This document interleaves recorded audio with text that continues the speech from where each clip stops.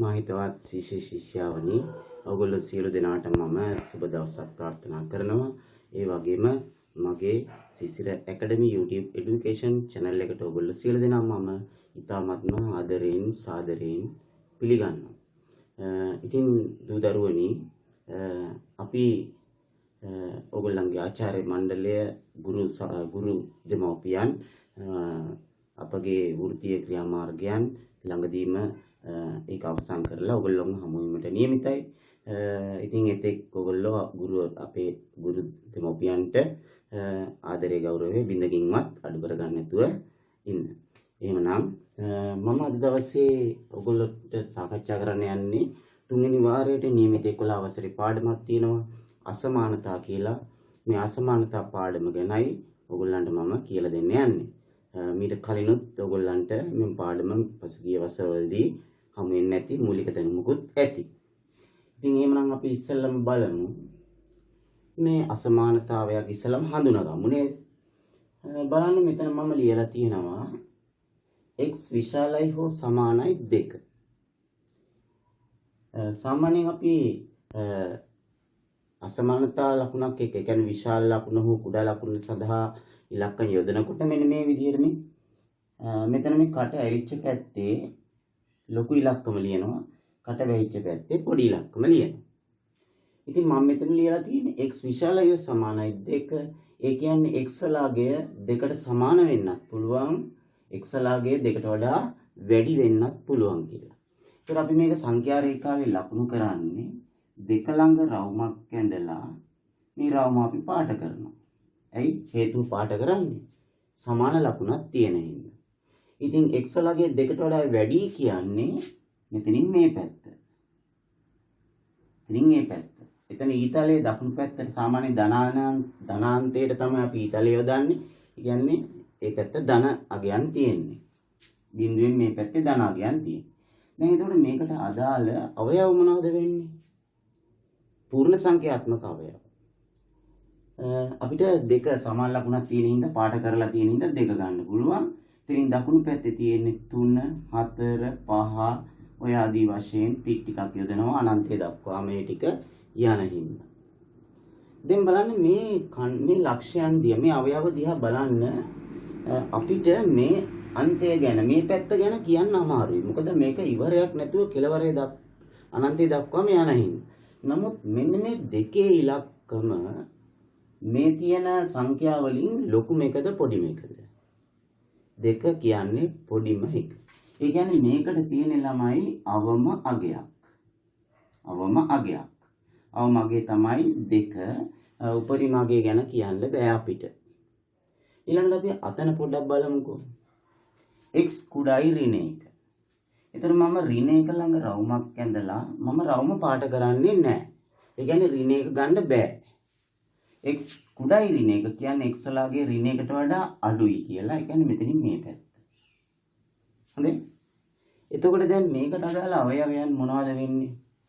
මේ අසමානතාවයට අදාළ අවයවයන් වෙන්නේ ඍණ 1 ගන්න බෑ. පූර්ණ සංඛ්‍යාත්මක අවයවයන් ගත්තොත් ඊළඟට ගන්න වෙන්නේ ඍණ 2, ඊළඟට ගන්න වෙන්නේ ඍණ 3, ඊළඟට ඍණ 4 මෙහි තියෙන්නේ. ওই විදිහට ඍණ අනන්තයේ පැත්තටයි යන්නේ. දැන් බලන්න සාමාන්‍යයෙන් සංඛ්‍යා රේඛාවක මේ බිඳුවට වඩා 1 ලොකුයි, 1ට වඩා 2 ලොකුයි. ඒ කියන්නේ ඍණ 3ට වඩා ඍණ 2 ලොකුයි, ඍණ 2ට වඩා ඍණ 1 ලොකුයි, ඍණ 1ට වඩා බිඳුව ලොකුයි. මෙහාට යන්න අගය වැඩි වෙනවා. ඒ වගේම මෙහාට එන්න අගය අඩු වෙනවා. තේරුණාද? ඒ කියන්නේ සාමාන්‍යයෙන් සංඛ්‍යා දෙකක් ගත්තොත් දකුණු පැත්තේ තියෙන එක තමයි ලොකු, වම් පැත්තේ තියෙන එක කුඩායි. කියන්නේ මෙතන බිඳුව ලොකුයි, ඍණ 1 කුඩායි. අපි මේ දෙක ගත්තොත් එහෙම ඍණ 1 ලොකුයි, ඍණ 3 කුඩායි. වම් පැත්තේ තියෙන ඉලක්කම කුඩායි. එහෙනම් මට කියන්න දැන් මේක දකුණු පැත්ත ටික දකුණු පැත්තට යන්නේ. ඒ කියන්නේ මේ ටික ඍණ 2, ඍණ 3, ඍණ 4 එතනින් එහාට මේ පැත්ත ගැන කියන්න බෑ. මේ තියෙන සංඛ්‍යා වලින් ඍණ 2 කියන්නේ ලොකු මේකද පොඩි මේකද? ඍණ 2 කියන්නේ 2 3 තිබ්බොත් 2 පොඩි 3 ලොකුයි. නමුත් ඍණ 2, ඍණ 3, ඍණ 4 නේ තියෙන්නේ. එතන මේ සංඛ්‍යා වලින් ඍණ 2 මෙතන, ඍණ 3 මෙතන, මෙහාට යන්න අඩු වෙනවානේ. ඍණ 2 තමයි ඍණ 3ට ඍණ 2කට වඩා අඩුයි ඍණ 3. ඍණ 3ට වඩා අඩුයි ඍණ 4. එහෙනම් ඍණ 2 තමයි මෙතන තියෙන ලොකුම අගය. තේරුණාද? සංඛ්‍යා රේඛාව දිහා බැලුවොත් ඍණ 2 තමයි ලොකුම අගය. ඍණ 3 ඊට අඩුයි ඍණ 4 ඊටත් අඩුයි. එහෙනම් මෙතන තියෙන්නේ උපරිම අගයක්. උපරිම අගය සමානයි ඍණ 2. අවම අගය කීයද කියලා අපිට කියන්න බෑ. මේ පැත්තේ ඉවර වෙන තැන අපි දන්නේ නෑ අනන්තය දක්වාම යන හින්දා. ඉතින් මෙන්න මේක තමයි මට වැදගත් වෙන්නේ මේ පාඩමේදී. අපි අසමානතාවයක් හොයාගත්තට පස්සේ ඒකේ තියෙන්නේ උපරිම අගයක්ද අවම අගයක්ද කියලා හොයාගන්න. ඉතින් මේ සංඛ්‍යා ටික දැක්කම සංඛ්‍යා රේඛාව අඳින්න ඕනේ නැතුව අපිට කියන්න පුළුවන් මෙතන තියෙන උපරිම අගයක් කියලා. ඉතින් මේ අවයව ටික තිබ්බම අපිට කියන්න පුළුවන් මෙතන තියෙන්නේ උපරිම අගයක්ද අවම අගයක්ද? උපරිම අගයක් කියලා කියන්නේ. මෙතන තියෙන්නේ අවම අගයක්. රයිට්. ඊළඟට ඉගෙන ගන්න තියෙන කාරණේ තමයි මේ පාඩමේ ඉතාමත්ම වැදගත්ම කාරණය. අපිට දැන් සමීකරණයක් දුන්නාම විසඳන්න පුළුවන්. සමීකරණයක් දුන්නාම සමාන ලකුණක් එක්ක. ඒතර සමාන ලකුණක් එක්ක සමීකරණයක් දුන්නාම විසඳනකොට අපි දෙපැත්ත සමාන ලකුණු සමාන සංඛ්‍යාව දෙපැත්තටම එකතු කරන්න පුළුවන්. සමාන සංඛ්‍යාව දෙපැත්තෙන්ම අඩු කරන්න පුළුවන්. දෙපැත්තම බෙදන්න පුළුවන් එකම සංඛ්‍යාවකින්. දෙපැත්තම ගුණ කරන්න පුළුවන් එකම සංඛ්‍යාවකින්. මේ සමීකරණ. මේ අසමානතාවලදී ඒවට කියන ප්‍රත්‍යක්ෂ කියලානේ. ඒතර අසමානතාවලදී මේ ප්‍රත්‍යක්ෂ පාවිච්චි කරන්න පුළුවන්. නමුත් අසමානතා ලකුණ වෙනස් වෙන අවස්ථා දෙකක් තියෙනවා. ඒ දෙක ගැනයි මේ කතා කරන්නේ. අසමානතාවයේ දෙපස ඍණ සංඛ්‍යාවකින් ගුණ කළා. විට හා බෙදු විට. ඍණ සංඛ්‍යාවකින් ගුණ කරොත් එහෙම නැත්නම් ඍණ සංඛ්‍යාවකින් බෙදුවොත් අසමානතා ලකුණ මාරු වෙනවා. කියන අනිත් පැත්ත හැරෙනවා. අපි මේක චෙක් කරලා බලමු මෙහෙම. මම දැන් හරිනේ මම දාලා තිනවා 8 ලොකුයි 6 පොඩි. දාලා තිනවා හරි. එකම ගාන දෙකේම තියෙනවා. මම මේ පැත්තත් ඍණ 2කින් ගුණ කරනවා. මේ පැත්තත් ඍණ 2කින් ගුණ කරනවා. ගුණ කරලා මොකද වෙන්නේ කියලා බලමු. මම මේක කරන්නේ මේ පැත්තත් ඍණ 2කින් බෙදනවා. මේ පැත්තත් ඍණ 2කින් බෙදනවා. බෙදලා අපි බලමු මොකද වෙන්නේ කියලා. 8 වරක් ඍණ 2 කීයද? ඍණ 16. 6 වරක් ඍණ 2 කීයද? ඍණ 12යි. නේද? දැන් අපි බලමු ඍණ 16ද ඍණ 12ද ලොකු කියලා. අපි නිකන් සංඛ්‍යා රේඛාවක් මෙහෙම ඇඳුත් එහෙම මෙතන මම අඳින්නම්. මේ සංඛ්‍යා රේඛාවේ ඍණ 12 මෙතන තියෙනවා නම් ඍණ 16 තියෙන්නේ මේ පැත්තේනේ. ඒ මෙහාට ඍණ 12 ඍණ 13 ඍණ 14 මේ පැත්තටනේ යන්නේ. ඒතර ලොකු එක ඍණ 12 වෙන්න ඕනේ. මේකනේ ලොකු වෙන්න ඕනේ. ඍණ 16 පොඩි ඍණ 12 ලොකු. ලොකු එක ඍණ 12 නම් කට ඇවිච්ච පැත්ත ඍණ 12 පැත්තට තියෙනවා. බලන්න අසමානතා ලකුණු මාරු වෙලානේ. අසමානතා ලකුණු මාරු වෙලා. මේක බලන්න. 8 ඍණ 2කින් බෙදුවාම ඍණ 4යි. 6 ඍණ 2කින් බෙදුවාම ඍණ 3යි. දැන් අපි බලමු මේ සංඛ්‍යා රේඛාවේ ඍණ 3 මෙතන තියෙනවා නම් ඍණ 4 තියෙන්නේ මේ පැත්තේ. නේ? ඍණ 3 මෙතන තියෙනවා නම් ඍණ 4 තියෙන්නේ මේ පැත්තේ. එතකොට ලොකු ඍණ 3 නේද? ලොකු ඍණ 3. ඍණ 3 නේ ලොකු. එහෙනම් කට ඇවිච්ච පැත්ත ඍණ 3 පැත්තට එන්න ඕනේ. බලන්න අසමානතා ලකුණ මොකද උනේ? විශාල ලකුණ තිබ්බේ දැන් කුඩා ලකුණ බවට මාරු වෙනවා. එහෙනම් මතක තියාගන්න මේ කාරණේ විශේෂයෙන්ම අපි අසමානතාවයක් දැන් විසඳනවා. දැන් ගණන් ගොඩක් හදනවා. එතකොට මට ටක් ගාලා කියන්න ඕනේ. ඍණ සංඛ්‍යාවකින් ගුණ කරොත් අසමානතා ලකුණ මාරු වෙනවා. ඍණ සංඛ්‍යාවකින් බෙදුවොත් අසමානතා ලකුණ මාරු වෙනවා. එහෙනම් හරිනේ? සියල්ල සත්. හරි. මේ ටික අපි යොදාගමු ගණන් හදන්න මෙන්න මේ සාරාංශය.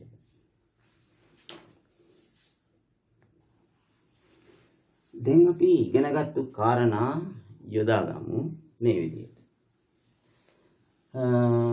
සමීකරණයක කොහොමද මේක ඉස්සෙල්ලම x හොයන්න නම් අයින් කරන්නේ ඍණ 2 නේද? එහෙනම් අසමානතා ලකුණු සහිතව තියෙන කොටත් අපි මේ ඍණ 2 එක්කෝ දෙපැත්තටම ධන 2 එකතු කරනවා. නැත්නම් ඍණ 2 අපිට පුළුවන් එහා පැත්තට අරන් යන්න. මේ විදිහටම බය නැතුව කරන්න. මේ ඍණ 2 එහා පැත්තට ගෙනිච්චාම ධන 2 බවට පත් වෙනවා නේ. තේරුණාද? රයිට්. එතකොට දැන් මේ පැත්තේ ඉන්නේ 6. දැන් මම x හොයන්න නම් දෙපැත්තම 3ෙන් බෙදන්න ඕනේ. දෙපැත්තම 3න් බෙදුවොත් අසමානතා ලකුණ මාරු වෙනවද? නැහැ. ඍණ 3න් බෙදුවොත් අසමානතා ලකුණ මාරු වෙන්නේ. එහෙනම් මට මෙතනම මේක 3න් බෙදන්න පුළුවන්. මොකද අසමානතා ලකුණට කිසිදු හානියක් වෙන්නේ නැති. එතකොට මට ලැබෙනවා x විශාලයි 2. right? අපිට පුළුවන් දැන් මේක මේ අසමානතාවය සංඛ්‍යා රේඛාවක ලකුණු කරන්නත් අපිට පුළුවන්. අපි සංඛ්‍යා රේඛාව ලකුණු කරන්නේ නැතුව මේකට අදාළ අවයව ටික ලියමුකෝ. x වලාගය x විශාලයි 2 කියන්නේ x වලාගය 2කට වඩා වැඩි කියලා. හරිද? මම මෙතන සංඛ්‍යා රේඛාව මෙහෙම ඇන්දොත් මේ විදිහට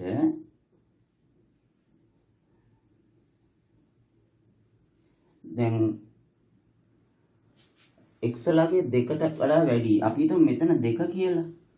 මෙතන 2 කියලා. x වලාගේ 2 කියලා. එතකොට 2ට වඩා වැඩි කියන්නේ 2 ගන්න බෑ. එහෙනම් 3 4 5 ඒව තමයි ගන්න පුළුවන් නේ. 3 4 5 6 7 8 ඔය විදිහට. දැන් හොඳට බලන්න මේ තියෙන සංඛ්‍යා වලින් මේ පැත්ත ගැන මොකුත් කියන්න බෑ. මේ 3 කියන්නේ පොඩි මේකද ලොකු මේකද? 3 කියන්නේ පොඩිම 1. එහෙනම් අවමාගේ 3යි.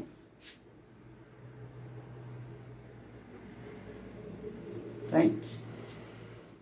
ඊළඟට බලන්න මේක. මම ධන පහනේ මෙතන 2ට ඉස්සෙල්ලා ධන 5 අයින් කරන්න ඉපේ. මම එහෙමනම් මම මේ ධන 5 යැපැත්තට අරන් යනවා ඍණ 5. අසමානතා ලකුණට ඒකම තියාගෙන. එතකොට මට ලැබෙනවා කීයද? 7න් 5ක් අඩු කරාම 2යි. දැන් මම මොකද කරන්න ඕනේ? දැන් මම මේ බෙදීම දෙක එහා පැත්තට අරන් යන්න. නැත්නම් බෙදීම දෙක නැති කරගන්න. එහෙනම් දෙපැත්තම දෙකෙන් ಗುಣ කරන්නත් පුළුවන්. නේද? මට දෙපැත්තම දෙකෙන් ಗುಣ කරොත් අසමානතා ලකුණු මාරු වෙනවද? නෑනේ. දෙකෙන් ಗುಣ කරන්නේ. ඍණ දෙකෙන් නෙමෙයිනේ. එහෙනම් මට මෙතනම මේක කරන්නත් පුළුවන්. නැත්නම් වෙනම පෙළීක ලියලා කරන්නත් පුළුවන්.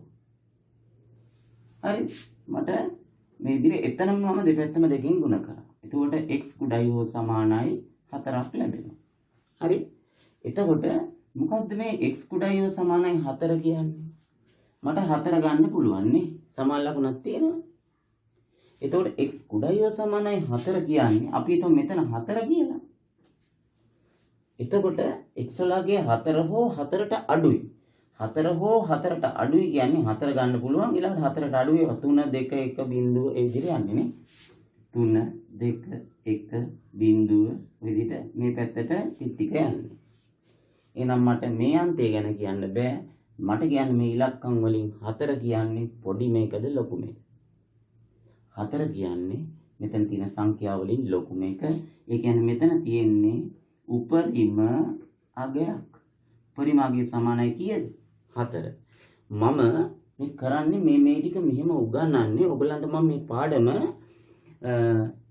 ජීවිතයට සම්බන්ධ අසමානතා ගැටලු විසඳන හැටි කියලා දෙන්න තමයි අන්තිම හරිය මේ පාඩමේ මම සූදානම් වෙන්නේ. ඒ ජීවිතයට සම්බන්ධ අසමානතා ගැටලු විසඳනකොට අපි මෙන්න මේ ටික අපි ඉගෙනගෙන ඉන්න ඕනේ. වෙනත් තව ගැටලු රාශියක් හදලා පොඩ්ඩක් පුරුදු පුහුණු වෙලා ඉමු.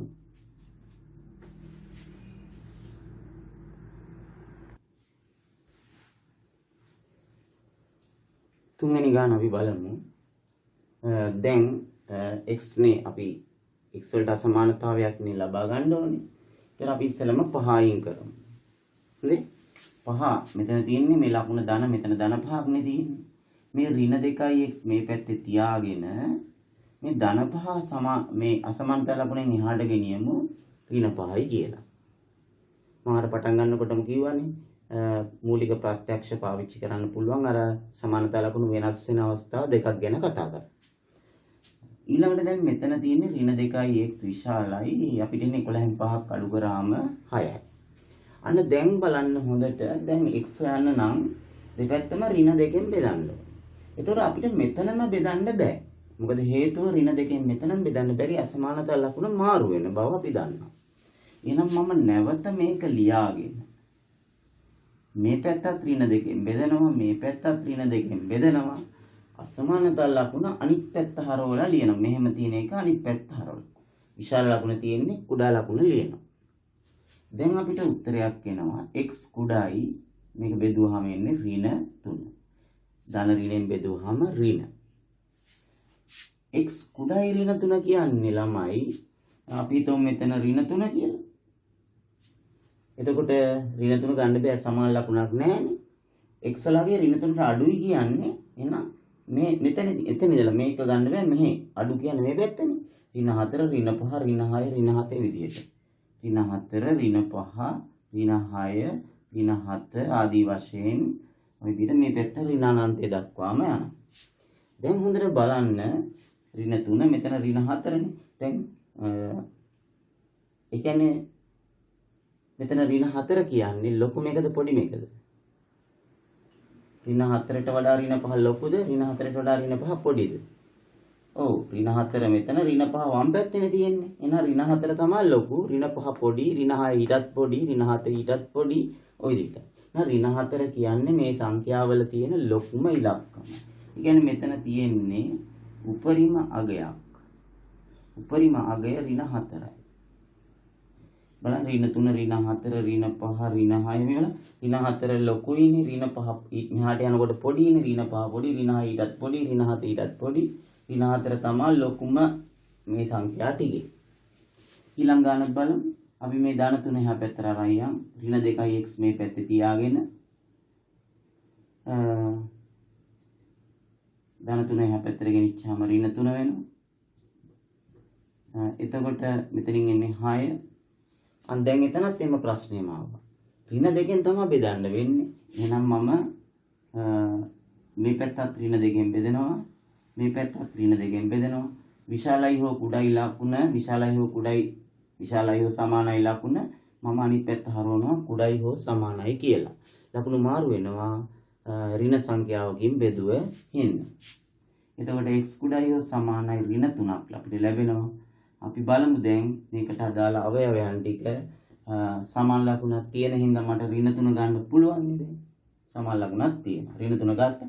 x ලගේ ර්ණ 3ට අඩුයි කියන්නේ x ලගේ ර්ණ 3ට අඩුයි කියන්නේ අනේ මේ ර්ණ 4 ර්ණ 5 ර්ණ 6 මේ විදිහට එනවා. ර්ණ 4 ර්ණ 5 ර්ණ 6 ආදී වශයෙන් ওই විදිහට එනවා.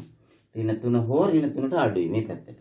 එහෙනම් ර්ණ 3 තමයි මෙතන තියෙන මේ ර්ණ 3 තමයි මෙතන තියෙන ලොකු මේක නේ. ර්ණ 4 පොඩි මේවා මෙහාට යන්න අඩු වෙනවා. එහෙනම් මෙතනක් තියෙන මොන අගයක්ද? උපරිම අගය සමානයි ර්ණ 3යි.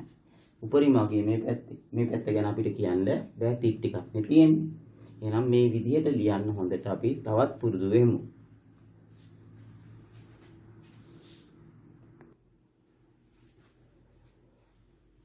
ඊළඟට පස්වෙනි ගාන x බෙදීම ඍණ 2 එකතු කිරීම 3 කුඩායි හෝ සමානයි 5. අපි මේ ධන 3 අපි අසමානතා ලකුණෙන් දකුණු පැත්තට අරන් යමු. එතකොට මේ ධන 3 ඍණ 3 වෙනවා.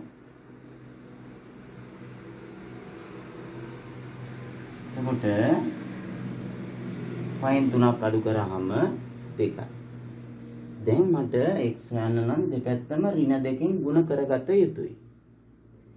එතකොට ඍණ 2කින් ගුණ කරනකොට ඍණ සංඛ්‍යාවකින් ගුණ කරනකොට අසමානතා ලකුණ මාරු වෙන හින්දා මම මේක නැවත ලියාගෙන මේ පැත්තත් ඍණ 2කින් ගුණ කරනවා. මේ පැත්තත් ඍණ 2කින් ගුණ කරනවා. මේ අසමානතා ලකුණ මම අනිත් පැත්තට හරවනවා කුඩායි ලකුණ විශාලයි හෝ සමානයි කියලා. කුඩායි හෝ සමානයි ලකුණ විශාලයි හෝ සමානයි කියලා මම අනිත් පැත්තට හරවනවා. එතකොට x විශාලයි හෝ සමානයි ඍණ 4ක් අපිට ලැබෙනවා. x විශාලයි හෝ සමානයි ඍණ 4ක්. එතකොට බලන්න ළමයි x ලගේ ඍණ 4 ගන්න පුළුවන් නේ. සමාන ලකුණක් තියෙනවනේ. එතකොට ඍණ 4 ගන්න පුළුවන්. x ලගේ ඍණ 4 හෝ ඍණ 4ට වැඩි කියන්නේ මේ මෙතනින් දකුණු පැත්තේ. ඍණ 4ට දකුණු පැත්තෙන් තියෙන්නේ ඍණ 3, ඍණ 2, ඍණ 1, බිංදුව 1 ඒ ආදී වශයෙන් එහාට යන්නේ. එතකොට දකුණු පැත්තෙන් ඍණ 4ට වඩා x වලගේ විශාලයි හෝ සමානයි ඍණ 4නේ. ඍණ 4 හෝ ඍණ 4ට වැඩි x වලගේ. එහෙනම් ඍණ 4 ඍණ 3 දකුණු පැත්තේ ඍණ 2, ඍණ 1, බිංදුව නේද? ඔය ආදී වශයෙන් මේ පැත්තට තමයි ඒ පැත්තටයි යන්නේ ටික ටික. එතකොට මට කියන්න දැන් මේ තියෙන සංඛ්‍යා වලින් මේ දකුණු මේ ටික තියෙන පැත්ත ගැන කියන්න බෑ. ඍණ 4 කියන්නේ ලොකු මේකද පොඩි මේකද? ඍණ 4 කියන්නේ පොඩි මේක. මෙහාට යන්න වැඩි අග යන්නේ තියෙන්නේ. ඍණ 4 කියන්නේ මේ සංඛ්‍යාවල පොඩිම එක. එහෙනම් මෙතන තියෙන්නේ අවම අගය සමානයි ඍණ 4. ඊළඟ ගන්න බලමු. දැන් ලේසියිනේ. දැන් අපිට x නේ හොයන්න තියෙන්නේ. x කියන අගයක් මේ පැත්තේ තියෙනවා. මම කරන්නේ පදමාරුවක් දාගන්න මේ 2x කියන එක මේ පැත්තට අරන් යනවා. ඍණ 4 එහා පැත්තට ගෙනියනවා. එකපාරම කරගන්නවා. ධන 2x මේ පැත්තට එනකොට ඍණ 2x වෙනවා. අසමානතා ලකුණ වෙනස් වෙන්නේ නැහැ. මේ ඍණ 4 එහා පැත්තට අරන් යනවා ධන 4යි කියලා. හරිනේ? මේක මෙහාට ගෙනාවා මේක එහා පැත්තට ගෙනිච්ච ඍණ 4 ධන 4. ඉතින් කෙලින් වෙනවනේ. 3x වලින් 2x අඩු කරාම x නේ. x විශාලයි 4. එතකොට අපි බලමු අපේ සංඛ්‍යා රේඛාවේ x විශාලයි 4 කියන්නේ මෙතන 4 නම් x විශාලයි 4 කියන්නේ 4ට වැඩි ඒවා. සමාන ලකුණ නැතිඳ 4 ගන්න බෑ. 4ට වැඩි ඒවා මොනවාද? 5 6 7 දකුණු පැත්ත. 5 6 7 ওই විදිහට අගයන් එන්නේ. දැන් මේ තියෙන සංඛ්‍යා වලින් ටික තියෙන පැත්ත ගැන අපිට කියන්න බෑ. මේ 5 කියන්නේ ලොකු මේකද පොඩි මේකද? 5 කියන්නේ පොඩි මේකින්ද මේකට තියෙන්නේ මොකද්ද? අවම අගයක්. අවම අගය සමානයි 5යි. පැහැදිලිද? හරිම ලේසි. අල්ලගන්න තියෙන්නේ චූටි වැඩක් තියෙන්නේ. හරිද?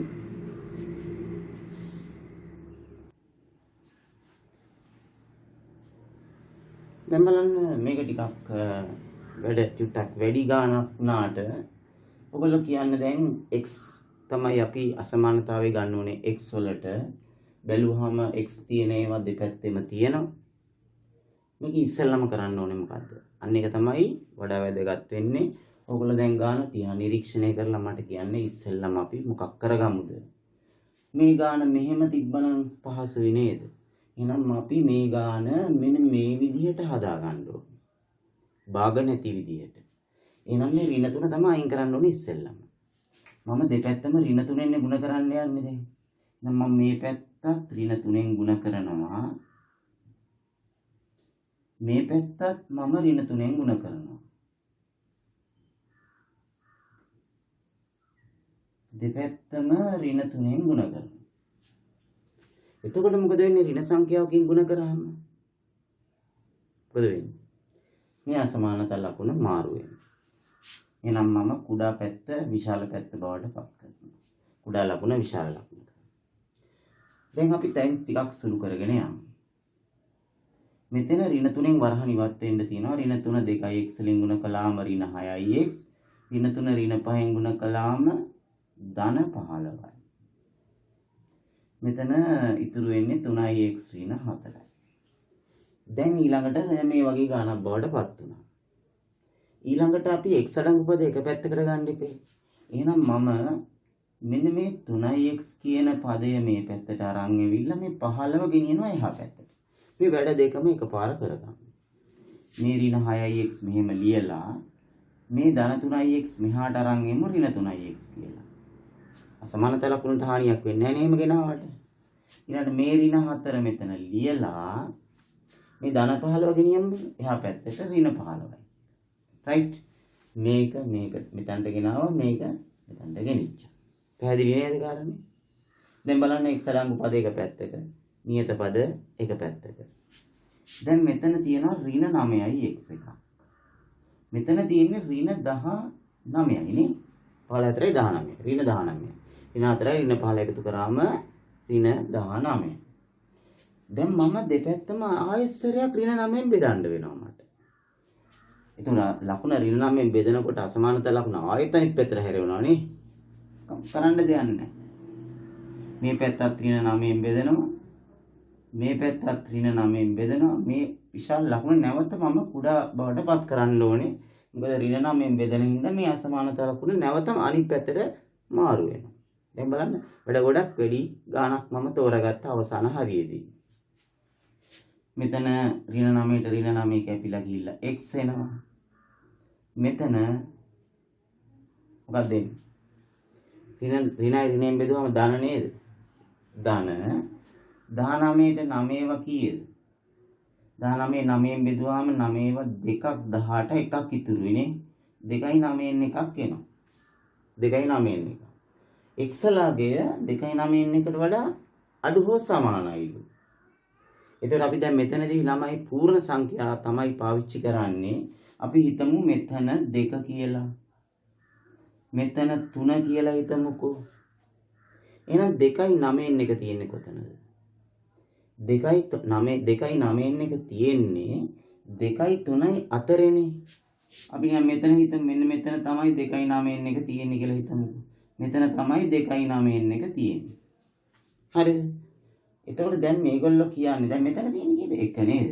1 මෙතන, 2 මෙතන, 3 මෙතන, 2යි 9න් එක මෙතන. x ලගය 2යි 9න් එකට සමාන හෝ කුඩයිලු. x ලගය 2යි 9න් එකට කුඩයි හෝ සමානයි. එහෙනම් මෙන්න මෙතනට x ලගය මෙතනට වඩා අඩුයි හෝ සමානයිලු. අඩුයි නම් ඒ ළඟම තියෙන්නේ 2 නේද? 2 1 බිංදුව ඔහොම යන්නේ නේ 2. එතන 2 1 බිංදුව ඍණ 1 ඍණ 2 ඔය විදිහට එතන මෙතන මේකට වඩා අඩු පූර්ණ සංඛ්‍යාව ළඟම තියෙන 2 ඊළඟට 1 බිංදුව ඍණ 1 ඍණ 2 ඔය විදිහට යන්නේ. එහෙනම් මට කියන්න දැන් මෙතන තියෙන්නේ උපරිමාගයක්ද අවමගයක්ද? 2 කියන්නේ උපරිමද අවමද? 2 කියන්නේ ලොකු මේකනේ. මේ පැත්ත ගැන කියන්න බෑ. 2 කියන්නේ ලොකු මේක. 1 ඊට වඩා පොඩිනේ. එහෙනම් මෙතන තියෙන්නේ උපරිමාගයක්. උපරිමාගය කීයද? 2. අපි අවසාන වශයෙන් මේක හදමු. ඊට පස්සේ අපි අර ජීවිතයට සම්බන්ධ ගැටලු වලට යමු. මම මේ 5x මේ පැත්තට අරන් එනවා. ඊළඟ ඍණාට අර පැත්තට අරන් යනවා. 2 ලියලා ඍණාට මේ පැත්තට අරන් යනවා ධනාට. දැන් බලන්න වේගෙන් හදන්න පුළුවන් නේ. මෙතනින් එන්නේ ඍණ 2ix එක. 3ix ඍණ 5ix කියන්නේ ලොක්කගෙන් පොඩ්ඩ අඩු කරලා ලොක්කගේ ලකුණ දාන්න. මේ පැත්තේ 10යි. දැන් දෙපැත්තම ඍණ 2කින් බෙදන්න ඕනේ. දැන් පැටලෙන්නේ නැහැ නේද? ඍණ 2කින් බෙදනකොට මේ ලකුණ මාරු කරනවා. දැන් කී පාරක් කියවනවද මගේ අත ඉන්නේ? දැන් මතකයි හොඳට. x විශාලයි සමානයි ඍණ 5ක් වෙනවා. දැන් අපි බලමු ඍණ 5. x ලගේ ඍණ 5 හෝ 5ට අඩුයි කියන්නේ x ලගේ 5 ඍණ 5 මෙතන තියනවා කියලා හිතන්නකෝ. ඍණ 5 හෝ ඍණ 5 ගන්න පුළුවන්ලු නේ. එයි සමාන ලකුණක් තියෙනවා. ඍණ 5 ගන්න පුළුවන්. ඍණ 5 හෝ x ලගේ විශාලයි ඍණ 5. x ලගේ විශාලයි හෝ සමානයි ඍණ 5. ඍණ 5 හෝ ඍණ 5ට වැඩි. ඍණ 5ට වැඩි ඒවා මේ පැත්තේ තියෙනවා. එහෙනම් ඊළඟට මෙතන තියෙන ඍණ 6 නෙමෙයි කීයද? ඍණ 4නේ. ඍණ 5 ඍණ 4 ඍණ 3 ඍණ 2 ඍණ 1 බිංදුව 1 2 එහෙමනේ තියෙන්නේ. ඒතකොට ඍණ 5 ඍණ 4 ඍණ 3 ඍණ 2 ඍණ ඔය විදිහට යන්නේ. හරිද? x ලගේ ඍණ 5 හෝ ඍණ 5ට වැඩි කියලා. x විශාලයි හෝ සමානයි ඍණ 5. හරි? එතකොට මෙතන තියෙන්නේ මේ ඍණ 5 කියන්නේ මොනවාගේද? පොඩි මේක. ඍණ 5 කියන්නේ පොඩි මේක. මේක ඊට වඩා ලොකුයි. ඍණ 3 ඊට වඩා ලොකුයි. එහෙනම් පොඩි මේක තමයි ඍණ 5 කියන්නේ. මේකට තියෙන්නේ අවම අගයක්. අවම අගය කීයද? ඍණ 5යි. මේ ඔක්කොම උපරිමද අවමද කියලා තීරණය කරන්නේ මෙන්න මේ චූටි සංඛ්‍යා රේඛාව ගැන කතා කරලා වම් පැත්තට වෙන්න තියෙන අඩු ඒවා මෙහාට යන්න යන්න අගයන් වැඩි වෙනවා. ඔයගලන්ට පුළුවන් මේ වගේ ගානක් හදනකොට සංඛ්‍යා රේඛාවක් ඇඳගෙන මේ ඔස්සේ හිතන්න.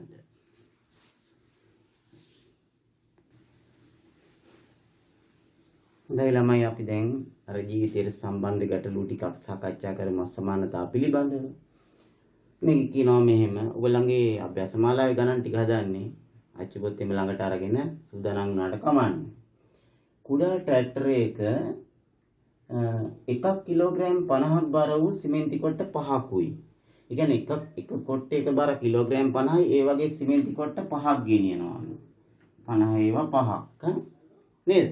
එක කිලෝග්‍රෑම් 50ක් වූ සිමෙන්ති කොට්ට 5ක් සහ සමාන බර ඇති කම්බි කූරු 30ක් පටවා ඇත. තවත් කම්බි කූරු 30ක් පටවලා තියෙනවා ට්‍රැක්ටරේට. සිමෙන්ති කොට්ට 5යි 50ක් බර සිමෙන්ති කොට්ට 5යි කම්බි කූරු 30කුයි. එක කම්බි කූරක බර කිලෝග්‍රෑම් x. එහෙනම් ඒ 30 බර කීයද? 30යි x.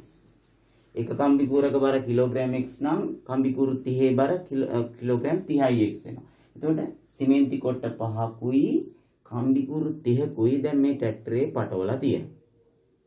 හැබැයි මේ ට්‍රැක්ටරේට ගෙන යා හැකි උපරිම බර කොච්චරද? කිලෝග්‍රෑම් 700යි.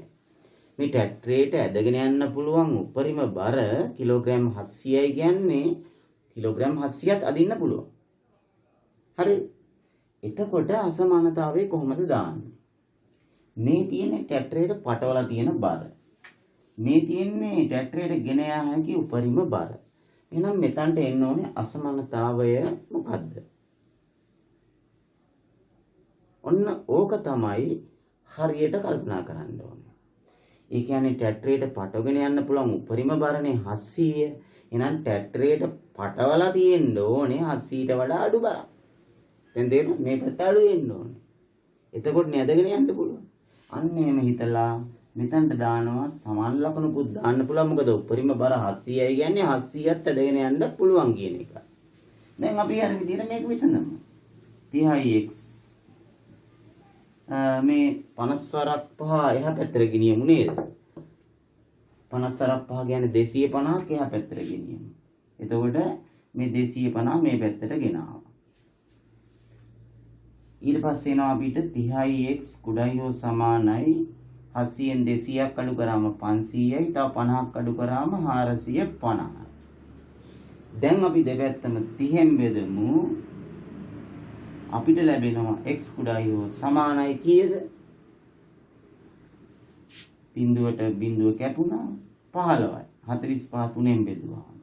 ඒ කියන්නේ මේකට අදාළ අවයවයන් මොනවද? 15 x වලගේ 15 හෝ 15ට අඩුයි. ඒ කියන්නේ 15 හෝ 15ට අඩුයි කියන්නේ 14 13 ඔන්න ඒ විදිහට පූර්ණ සංඛ්‍යාත්මක අගයන් ටික ගන්න. 15 කියන්නේ මේ පැත්ත ගැන බෑ කියන්න කිව්වා. 15 කියන්නේ ලොකුම එකනේ. ලොකුම එක 15. උපරිමාගයක් තියෙන්නේ. මේ මොකේ උපරිමාගයද? x වල උපරිමාගය මේ තියෙන්නේ. x කියන්නේ මොකද්ද? කම්බි කූරක බරණේ x කියන්නේ. එහෙනම් මේ ආවේ මොකද්ද? කම්බි කූරක. කම්බි කූරක මේ තියෙන්නේ උපරිම බර. කම්බි කූරක උපරිම බර කිලෝග්‍රෑම් 15යි. ඒ කියන්නේ ඔයගොල්ලෝ ගච්ච පුතේ ගානේ ප්‍රශ්නේ මම දුන්නේ නැහැ. ප්‍රශ්නේ ඔය උත්තර ප්‍රශ්නයත් හොයාගෙන උත්තරෙත් හොයාගෙන තමයි දැන් ප්‍රශ්නේ දෙන්නේ. හොයන්න තියෙන්නේ කම්බි කූරක උපරිම බර කීයද කියලා හොඳට බලන්න. කම්බි කූරක උපරිම බර කිලෝග්‍රෑම් 15යි. මම මේ හදන ඔක්කොම ගණන් වල මම අන්තිමේට තමයි උත්තරේ ගත්තට පස්සේ තමයි ප්‍රශ්නේ කියන්නේ. අසමානතාවයක් ගොඩනගලා අසමානතාවය විසඳලා ඒගොල්ලෝ අහන ප්‍රශ්නෙට උත්තර දීම තමයි මම කරන්නේ. රයිට්.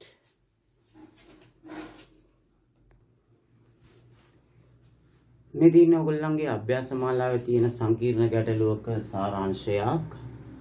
මෙතන තියෙන ළමයි ලොකු පෙට්ටි දෙකක්. මේ පෙට්ටි දෙකේ මේ තියෙන්නේ A පෙට්ටිය, මේ තියෙන්නේ B පෙට්ටිය. මේ A පෙට්ටිය ඇතුළට දාලා තියෙනවා ග්‍රෑම් x බර කුඩා බිස්කට් පැකට් 12ක් සහ ග්‍රෑම් 200ක් බර බිස්කට් පැකට් 5ක් දාලා තියෙනවා A පෙට්ටියට. එතකොට මේකේ තියෙන්නේ ග්‍රෑම් x බර කුඩා බිස්කට් පැකට් 4කුයි ග්‍රෑම් 200ක් බර බිස්කට් පැකට් 9කුයි මේ පැත්තට දාලා තිනවා B පෙට්ටියට. හරිනේ? ඔහොම තමයි වචනෙන් ගාන විස්තර කරලා තියෙන්නේ. බලන්න මම ඒකේ තියෙන ගාන එහෙම වචන ටික ඔක්කොම කිව්වා මේ රූපේ බලාගෙන. දැන් අපිට කියන්නේ මෙහෙමයි. මට කියන්නකෝ ඒක අහන ඒ ප්‍රශ්නේ පැත්තකට දාලා මට කියන්නේ A පෙට්ටියේ මුළු බර කොච්චරද? A පෙට්ටියේ මුළු බර කොච්චරද? ග්‍රෑම් x බැගින් කුඩා පෙට්ටි 12ක් තියෙනවානේ. එතකොට එතන 12යි x එනවා. එතකොට ග්‍රෑම් 200 බර පෙට්ටි පැකට් 5ක් තියෙනවානේ. එහෙනම් එතන තියෙනවා 205ක්. හරිද? මේ තියෙන්නේ A පෙට්ටියේ බරනේ. මේ තියෙන්නේ A පෙට්ටියේ බර.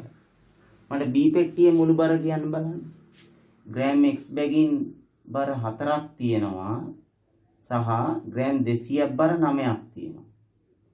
මෙන්න B පෙට්ටියේ බර. නේද? මේ A පෙට්ටියේ මුළු බර, මේ B පෙට්ටියේ මුළු බර. දැන් අපි බලමු මෙන්න මෙතන ඒගොල්ලෝ කියනවා මෙතනින් හරියටම අසමානතා ලකුණු දාගන්න ඕනේ. A පෙට්ටියේ බිස්කට් වල බර B පෙට්ටියේ බිස්කට් වල බරට වඩා අඩු හෝ සමානයි. A පෙට්ටියේ බිස්කට් වල බර B පෙට්ටියේ තියෙන බිස්කට් වල බරට වඩා අඩු හෝ සමානයි. එතකොට බර අඩු කොයිකද? ආයි කියවන්න. A පෙට්ටියේ බිස්කට් වල බර B පෙට්ටියේ බිස්කට් වල බරට වඩා අඩු හෝ සමානයි. එහෙනම් A පෙට්ටිය අඩුයි.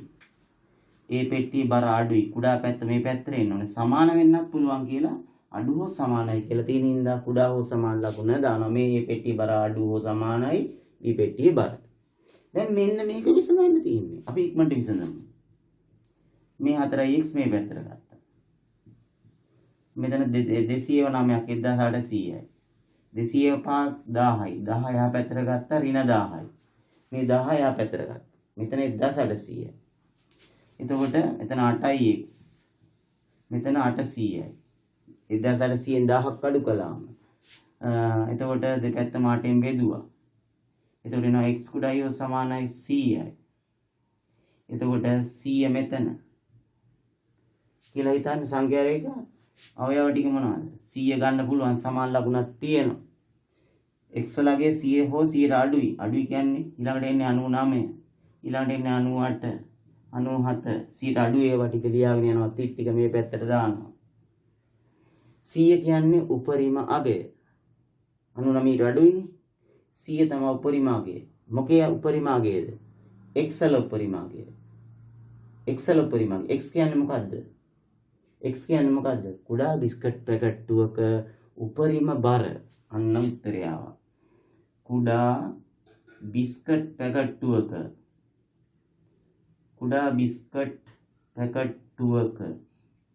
උපරිම බර ග්‍රෑම් 100යි. දැක්කද? උපරිම බර අපි හෙව්වේ. මෙතන උපරිම අගයක් මම ඔයගලන්ට ඉස්සෙල්ලා හැම ගානක උපරිම අගය හොයන්න කිව්වා. මෙන්න මේක හදාගන්න තමයි උපරිම බර තමයි අපිට ආවේ ග්‍රෑම් 100. මොකේද? x වල x කියන්නේ මොකද්ද? කුඩා බිස්කට් පැකට්ටුවක උපරිම බර ග්‍රෑම් 100යි කියලා. බලමු තව ගානක් හදලා.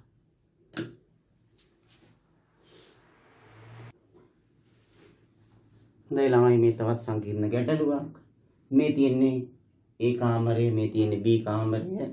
මේ කාමර දෙකටම අපි මෙන්න මේ වර්ග දෙකෙන් කුඩා ටයිලුයි විශාල ටයිලුයි වර්ග දෙකෙන්ම මේකටත් අල්ලනවා මේකටත් අල්ලනවා. එතකොට කුඩා ටයිල් එකක වර්ගඵලය සමචතුරස්‍රාකාර ටයිල් කුඩා සහ විශාල දෙකම කුඩා ටයිල් එක වර්ගඵලය වර්ග සෙන්ටිමීටර x විශාල ටයිල් එක වර්ගඵලය වර්ග සෙන්ටිමීටර 900යි. දැන් අපි A කාමරයට ටයිල් අල්ලනවා කුඩා ටයිල් 100කුයි විශාල ටයිල් 10කුයි. B කාමරයට අල්ලනවා කුඩා ටයිල් 20කුයි විශාල ටයිල් 30කුයි. දැන් මට කියන්න A කාමරයේ වර්ගඵලය මෙතන කියන්න බලන්න. කුඩා ටයිල් 100ක් අල්ලනවා නම් එක ටයිල් එකක් x නේ. එතන එනවා වර්ගඵලය එතන එනවා 100යි x නේද? A කාමරයේ කුඩා ටයිල් වල වර්ගඵලය 100යි x එනවා. විශාල ටයිල් වල වර්ගඵලය ටයිල් 10නේ අල්ලන්නේ. ඒ කියන්නේ 900ව 10ක් එනවා. 900ව 10ක් එනවා. ඒතර B කාමරයේ වර්ගඵලයත් අපි හෙව්වොත් කුඩා ටයිල් 20ක් අල්ලනවානේ. එක ටයිල් එකක වර්ගඵලය x නේ. එතන එනවා 20යි x. විශාල ටයිල් 30ක් අල්ලනවා B කාමරයට. ඒ 30ට එකක වර්ගඵලය 900ක් ඉඳලා එතන 900ව 30ක් තව එකතු වෙනවා. 900ව 30ක්. දැන් එතකොට මේ දෙකේ වර්ග මේ කාමර දෙකෙන් වර්ගඵලය වැඩි කොයි කාමරයේද කියලා අපි බලමු. ඒගොල්ලෝ ඒ සඳහා මෙන්න මේ වගන්තිය දීලා තියෙනවා. හොඳට ඉස්සෙල්ලා තේරුම් ගන්න බලන්න. B කාමරයේ වර්ගඵලය. ඒ කියන්නේ මේකේ වර්ගඵලය. B කාමරයේ වර්ගඵලය A කාමරයේ ගෙබීමේ වර්ගඵලයට වඩා විශාල හෝ සමානයිලු. කියන්නේ මේ කාමරයේ වර්ගඵලය මේ කාමරයේ වර්ගඵලයට වඩා විශාල හෝ සමානයිලු. ඒ කියන්නේ B කාමරයේ තමයි වර්ගඵලය වැඩි නේ තේරුණාද? A කාමරයේ මේ B කාමරයේ ගෙබීමේ වර්ගඵලය A කාමරයේ ගෙබීමේ වර්ගඵලයට විශාල හෝ සමානයිලු.